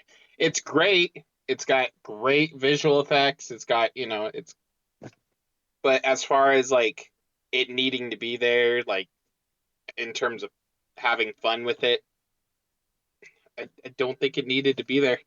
I think it was fine. I think they could have removed it, and you would have been fine. Yeah, it's like they really wanted that reveal moment of where you see the crashed engineer ship on the moon. And like they really wanted you to see that. But that whole chapter, it's like there's fog and like wind. So it's not like you can see a skybox of like space. You know, you're kind of just like on rails walking in like a slow, clunky suit for probably like 15 to 20 minutes. It definitely felt long. Mm-hmm. And then there's a couple times where you get boosted up by your partner. I forget their names. Yeah, exactly. I don't know their names either. But you get like boost up onto a ledge, and it's like I can't see anything. I don't know where to go. They introduce the new scanning mechanism that's supposed to point the direction you're supposed to go, but I personally couldn't figure that out. No, Like, me neither. I'm looking this way and I see this needle move a little bit. Is that a good thing or a bad thing? So I was just, that was 20 or 30 minutes of wandering for me as well, and Yeah. it felt the pacing felt a little weird. Now that I've seen the first Alien movie, it makes sense. But at the time, I hadn't seen the first Alien movie, so when they do the ship reveal, Mm-hmm. Your main character sees a ship, and then the screen cuts black, and then it just like throws you right back in a game of you and your crew walking. Yep. And not a single person is like commenting on the ship. No one's saying a word. And I'm like, how do you guys see this alien spacecraft? And there's not a cutscene. No one's talking about how weird this is.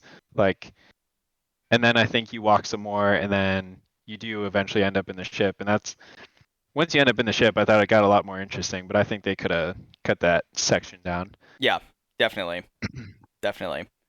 Okay, so that kind of takes us to, I would say, the last like third of the game, and I think the important and notable thing here, we get introduced to a new type of androids that are wearing rubber suits. So your stun batons don't work on them.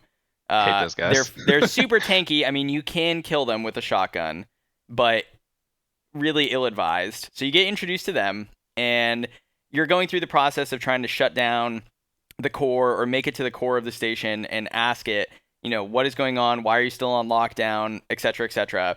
And you get this reveal moment where you're like, the alien's off the station, like lift the lockdown. And the core tells you like, nope, it's not. There's more of them. And you're like, what the fuck? And you go down into like basically the bowels of the station where a lot of like the electricity is generated and stuff like that. And here we have the introduction of facehuggers and the nest. Probably the most famous chapter in the game, I would say, like when you talk to people who have played it. How did you guys find the nest?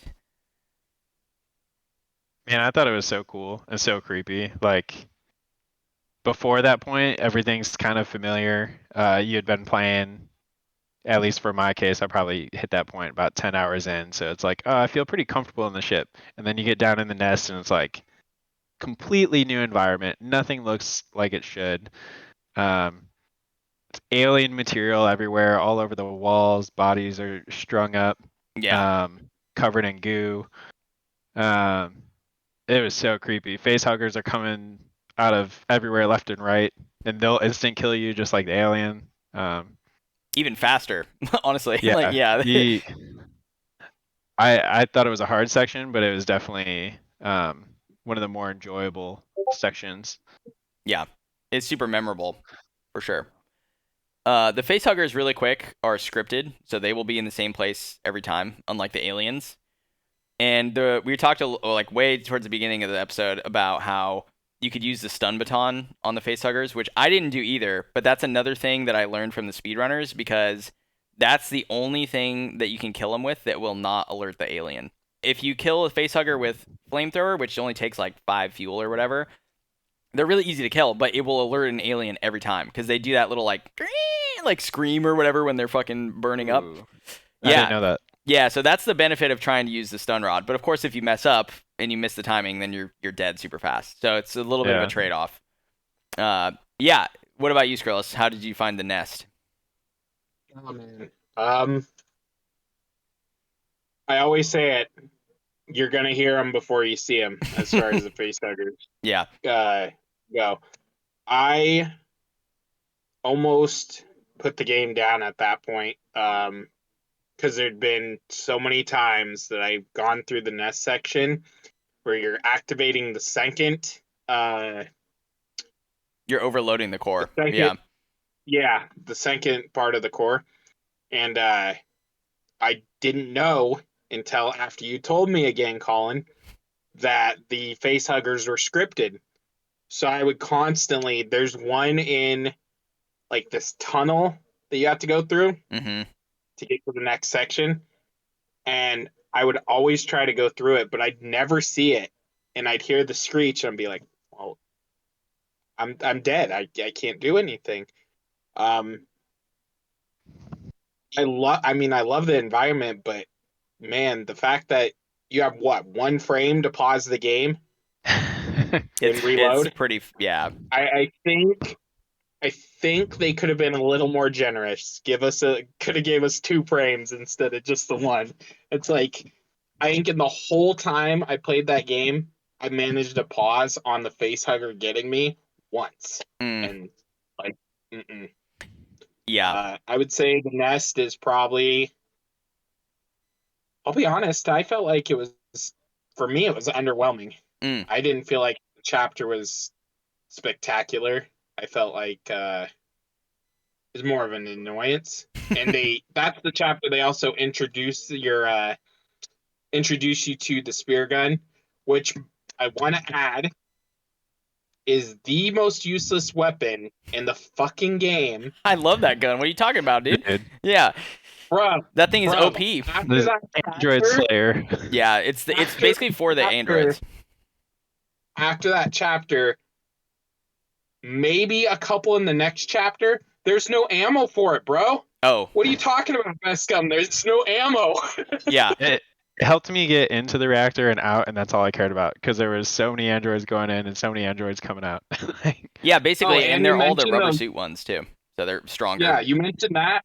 You were in party chat with me when I was dealing with those rubber suit androids, and we both know how that went, Colin. Oh, my God. I spent a good hour just sprinting around this area trying to lure them away from the objective, and they would not stay away from it. Like, no matter what, they always came back to it, and I just had to, at one point, I just had to YOLO it. Like, I had to run in, hit the objective, and go. Yeah. No, it wasn't. So was that the same chapter? Yeah, so the structure is basically you get the bolt gun, and then you go down to the core. From the core, in the core room, there's like 4 or 5 of those rubber androids right away, and you kill them, and then you go into the nest. You overload the core, come back up, and then there's another set of like 4 or 5 androids. You kill them, then you do the mass overload. And when you're doing that, another wave of them spawns in. But if you, like, it's better for you to just basically do the objectives and then go sit and watch, because when the core overloads, it'll kill the last wave for you, and you don't have to do anything. So that's kind of cool. And then, like, I understand, like, the nest can be a bit underwhelming in terms of, like, it's not a really big area, right? And it's actually a kind of quick area. But from a lore perspective, it's really cool, because what you're seeing is, like, all right, this alien that got brought back from the Anisadora is not killing everybody. It's bringing some of these folks down in here, and it's starting a nest. And it's laying more eggs, it's reproducing, it's eventually like you sort of see the scope of like, holy fuck, dude, there's probably like 100 aliens on the station, or there could be. And it's a tie-in to Aliens, the second movie, which I know you haven't seen yet, Slugger, but that's where we get introduced to the nest concept and seeing people in like goo and everything like that. So it's a really cool callback in that way. And then when you're leaving at the end of that chapter, you see a couple of them run up like in front of you and get up into the station proper. So then you get reintroduced to this idea that like, well, I'm not actually done with these aliens yet. There's actually more of them now than there were before I ejected the first one, and you're kind of fucked. So the last few chapters of the game basically take you along this path of trying to get a ship to dock, or you being able to get to your ship in some way, shape, or form. And it's sort of like a mad dash and a best hits, like through areas you've already been before. Mhm. And what I wanted to talk about is how in older games, it comes to mind for me specifically with Halo 1, where in your mind you're like, that game's huge, it's expansive, great. When you play it again recently, you realize like half the levels are just the same levels, just reversed. And this game does a similar thing, but I think it does it better, where you actually are only going to like 5 or 6 areas, but you're just kind of going different routes through them, whatever, right? So what did you guys think about the end of the game mission design, and how did you feel about like reusing some of the areas you'd been before? Um, I liked it. A few of the sections were like really solid. Like I talked about that Galleria community space earlier. You see that towards the end of the game, and things are on fire. It looked like things had fallen from the ceiling and were kind of blocking paths. Hmm. Um, there was a few sections you have to like backtrack through, which I was a little confused on because there was like human security dudes in like full SWAT gear, like out in full force. Yeah. And I was like, man, these guys are pretty bold, like rolling around in these massive groups. But I guess it was kind of, I guess it makes sense now that I'm thinking about it or talking about it, because it's like at that point it seems like almost everyone on the ship knows that I think it was Verlaine. Hmm. Uh, the ship Verlaine is there, so everyone's making the mad dash scramble to try and figure out how to get off of Sevastopol. Yep. Um, so you have a lot of humans that you're in areas that are uh, beefed up with security or people trying to get out, and yeah, that was cool because you're going through old areas, but everything's different. New enemies, Hmm. um, things are on fire, things are kind of chaotic going through these older sections. You can't just breeze through them. Yeah, that was good. Yeah. Good way to reuse assets, I guess. Hmm. What about you, Skrill? Hmm. I definitely agree on that, but there's one point I want to talk about is I felt like obviously for the mission you got kind of a little logo, but if you not logo, a little indicator where you're supposed to go. Oh yeah. But if you are like me, and I think Slugger mentioned this the other night in party chat, if you wanted to go backtrack and do your collectibles and go through on chapter 16, if you didn't really pay attention to the signage, you get lost pretty easily, like Oh God, yeah. knowing where to go, like not Yeah. knowing where, like how do I get, you look at a guide and it says go to medical. It's like, okay, I got Seagrams, whatever, I got this, that, and the other thing. I'm like, okay, how do I get to medical? um I think there was one Slugger was trying to go to. You said were you trying to get to engineering or to medical or something? And you were I Engineering. reading off. I was trying to get to the medical tower, and Mhm. I wasn't getting a little prompt. I think it was actually story based. I think they just said, "Hey, you got to go back to medical," Mm. and for some reason I wasn't getting. So when you use your scanner, that shows you where the enemies are. It also shows you the little tracker that points you in the direction of your objective.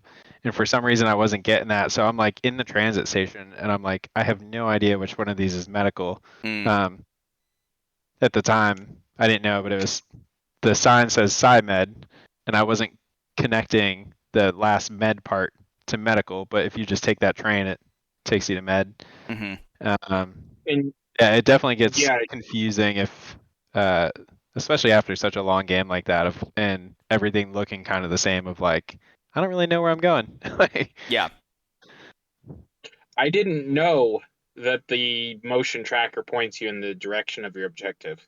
Yeah, there's a little like it's just a bright light on the top, basically, like a little point that kind of shows you. Seriously? Yeah. it spins around the outer edge of the screen. Yeah. So I would pull up my scanner all the time just to see just to make sure I was still walking in the right direction. Hmm.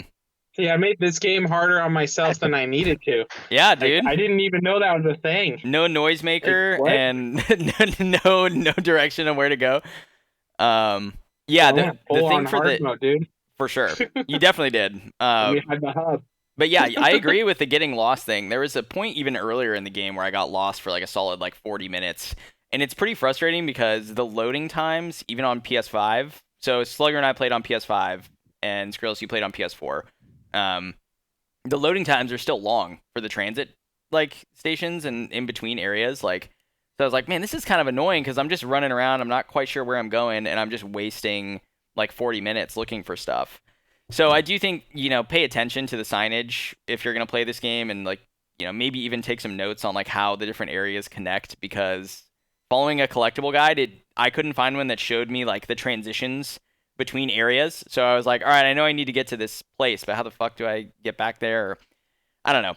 So that was frustrating. And then the other thing I'd say for the last few chapters of the game is make sure you have some flamethrower ammo and don't use it earlier, because if you're a little too like trigger happy with that in the earlier sections of the game, yeah, you can screw yourself over. I think Skrilus, right? You got to a point where you had no flamethrower fuel and you were like towards the end of the game. I was in the man, I'm trying to remember the section, but it's where it's a scripted encounter where you go in, there's a generator in the room. There's a little fire in there too. And the alien will jump in. And I had 85 flamethrower ammo. Yeah. And I'm like trying to think, like, how can I get through this section? Like, I got 2 spurts pretty much that I can scare them off 2 times. Mm-hmm. And I leaned back. I ended up leaning back on the strategy from earlier in the game. Throw a flare. Yeah. Yeah. If it works, keep it in that room with the generator. Exactly. Exactly. And it is like a mad dash at the end. There's face huggers, there's the human security, there's multiple aliens. So you kind of need to use everything, which is fine, especially once you've played the game once. Like, all right, I'm on the last sections, I can just use everything and deplete my inventory. That last section, as you're trying to make your way to the EVA suit, and to spacewalk to go essentially set the station up to self-destruct. I think by that point there was 2 or 3 aliens. I guess 2. It felt like 3 sometimes because I'd get rid of one and he would come back, but 2 aliens. By the time I made it to that suit, I had next to nothing, like equipment-wise. Like I couldn't craft anything because all the explosives, Molotovs, they all needed compound. I think it was called Compound B. Yeah. And for some reason, the last like 4 chapters, that stupid compound didn't drop. So like I'm rolling into this fight against 2 aliens with like 25 flamethrower fuel, 1 Molotov, a pipe bomb, and that was it. So like if I didn't, luckily I had those Molotovs, or that 1 Molotov and the pipe bomb, because if I didn't have those, I don't know how I would have ever made it to that suit. Yeah, I mean there was a section I had to use a shotgun on facehuggers and try to get a 2-for-1. There's a section where 3 of them come after you, and I had 2 shotgun shells. And so I just had to get lucky and get like a 2-for-1 with one and then take the other one out. So, yeah. I had the similar situation as you, Colin. I had to use a shot. I think, again, you were in party chat when it happened. I think so. All right. This was the first time I was using the shotgun on the face huggers. I'm like, I'm prepping to get them. And I'm like, yes, I got him. I got him. It's good. Round the corner, sure enough, there's another one. And I instantly die. And also, I want to know, did we all die to the same face hugger? Yeah, the one in the... one behind In the office. Yes, behind the box. Like a security office behind the boxes. Yeah, that Yeah. fucking thing, Yeah. dude. Even on my second playthrough going for Deathless, and I knew it was there, I still died, dude. Yeah. So annoying. And one other thing, you're talking about the shotgun. I don't know, we didn't bring it up earlier, so just as a quick note, when you're reloading your guns in this game, I found it so confusing because you basically have to hold down the reload button Mhm. to put like different shells in for your shotgun or rounds into your like Magnum or revolver. And like half the time I would just like somehow just like fucking dump my whole clip out and then start over, and I was like, what is going on? So and then for the longest time I thought you could only load one shot at a time. And I was like, is this game really going to make me like reload after every bullet I use? And yeah, so I found that a little confusing. Wait, you hold it to reload? Yeah, you Yeah, hold you it hold it. and it reloads all of them. Yeah. If you tap it, because I was tapping Yeah, it see? at first, and Yeah. Yeah. it resets the reload animation. Yeah, it's I don't know. It ties in like thematically. The whole time I thought, okay, this is just my life. Reloading my gun simulator. That's it, dude. Yeah, I mean, as with everything else in the game, if you couldn't tell at this point, as we get to the end here, like everything is thematically connected, everything is slow and deliberate. It is not a fast-paced horror game, right? It really wants you to like sit with it and plan your moves, plan your route, like use your equipment well. And so the reloading, I guess, is just fucking part of that. But let's talk about the ending, where you, well, who wants to talk about the ending? I think we had some various opinions here on what we think happens. Um, I didn't like it at first, if I'm being honest. Right. So yeah, I don't know. I don't like that she ends up. I don't know. It wasn't a good happy ending in my eyes. So like, you go through all this trouble, you're everyone's bitch, you save the day, and then you end up, you know, presumably dead, or not dead, but motionless, floating around in space. Yep. After you save the day. And I'm like, really? Like you couldn't have given the Ripley family like one win throughout all of these movies. Yeah. Like Get the shit into the stick. Skrilus let on that if you watch the extended cut of the Aliens movie, there's a video of Amanda Ripley giving an interview or something when she was 70 or 80. So I guess you can assume she lived. Which made There's a picture of her. Yeah, once I heard that, I'm like, oh, good. She was saved. Someone picked her up. And they do kind of allude to like some type of ship finding her. I think you see a light flash over her face as Yep. she's floating through space. So I took that as like, oh, it's a lifeboat. Someone came and saved her. Like, Sequel. Yeah. Yep. It's the ending is you end up back on the Torrens, right? And then you're like, Verlaine, like what's going on? Like where's Verlaine? And like you're the captain, and she doesn't answer you on the radio, and then an alien comes in, and you have to eject, and it's very similar to sorry. Yeah, All no. Yeah, it's very similar to like the first movie in the sense like we've talked about before, where the ending is stressful and ambiguous. Like, does she live? Does she not? Before I had heard that from you, Skrillis, about that being in Aliens, like I'd seen the movie but not the extended version. And you hadn't seen the movie when I first beat the game, so I thought she just died. I was like, oh, cool. I mean, fucking, that's, I guess the ending is like throwing me off here. She's just done. But yeah, I don't know. It's an interesting I one. just watched it a little bit after he completed the game. Mm-hmm.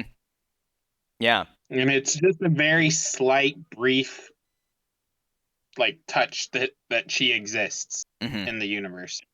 So it is confirmed, she lives to be 70.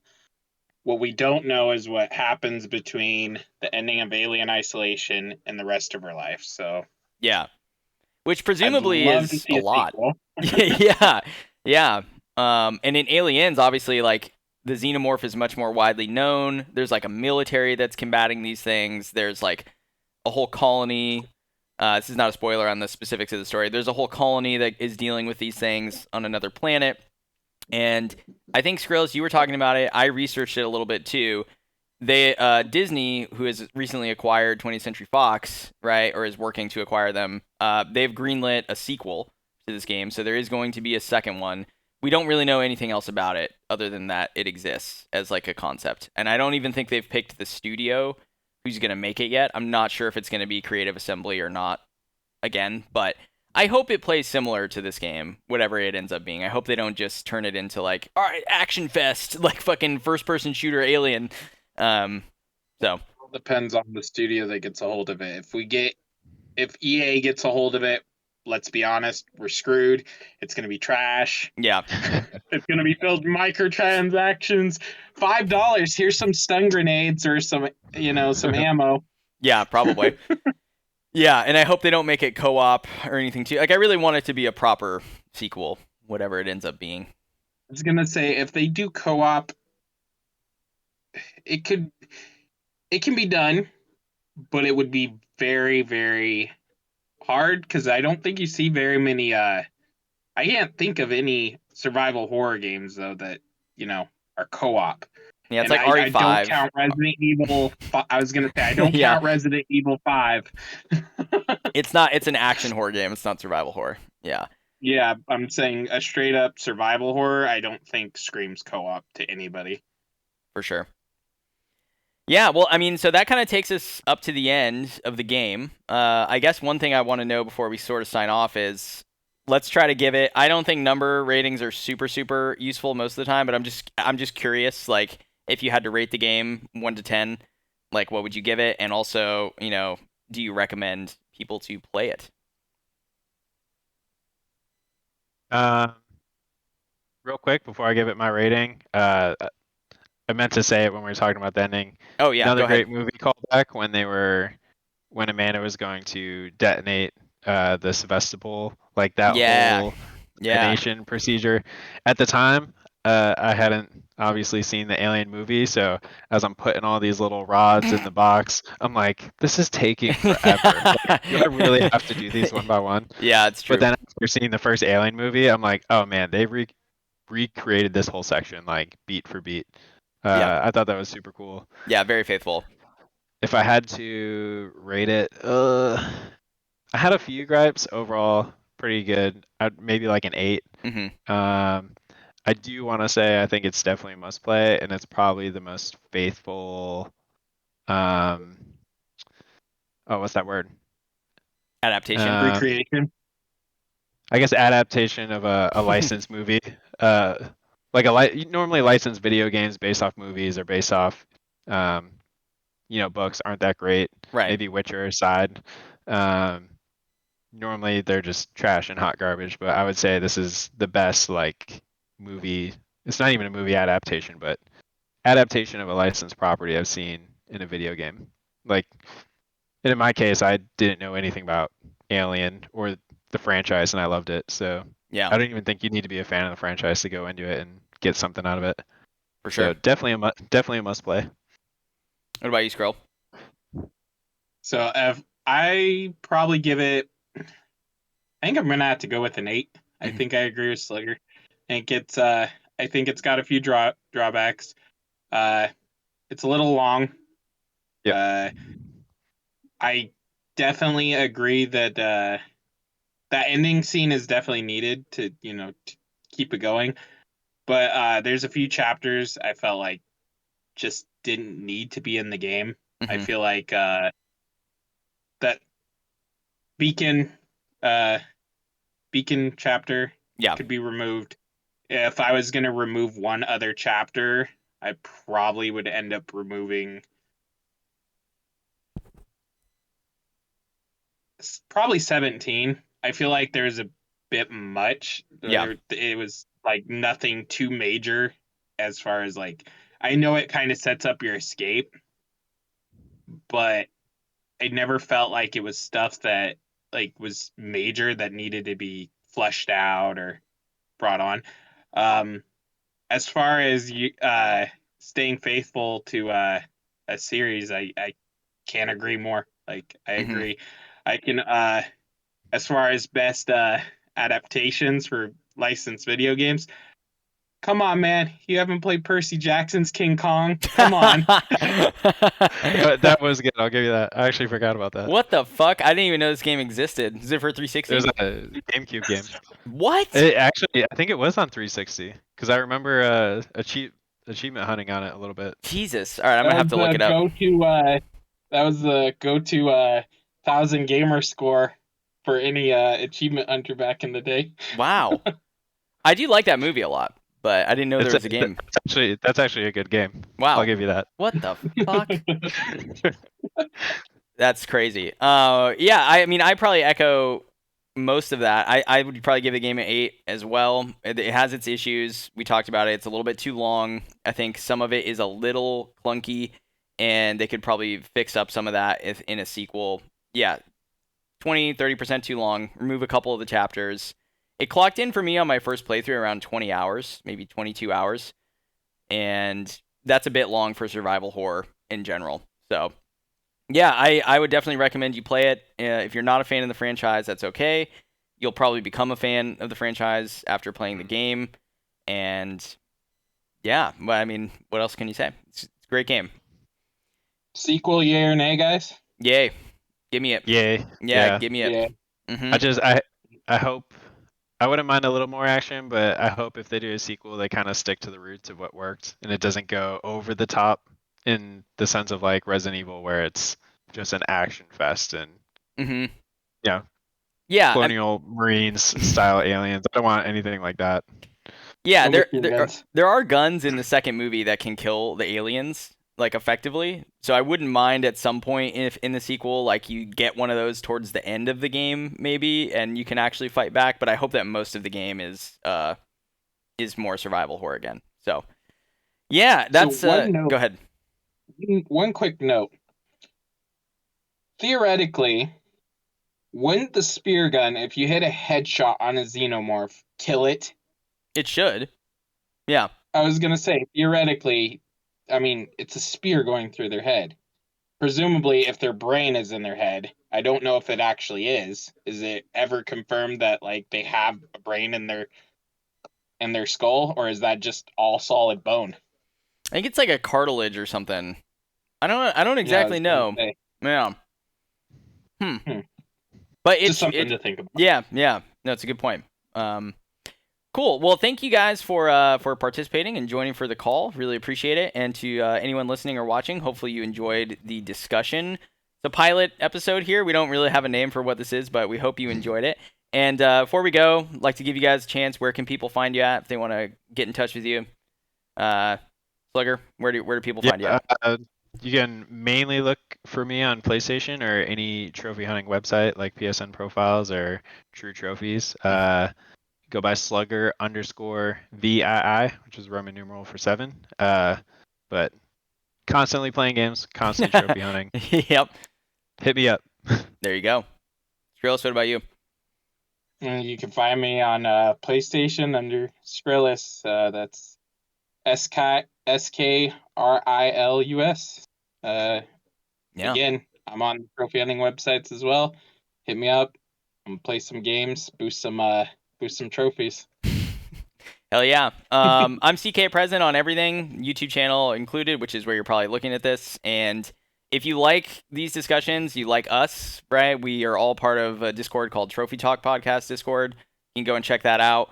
And we have another podcast, or I do another podcast with a few other folks that's trophy related. You can go listen to that on SoundCloud, iTunes, Podbean, a couple other spots. And hopefully you enjoyed it. Until next time, we'll catch you later. Have a good one. Yeah. Later. All right.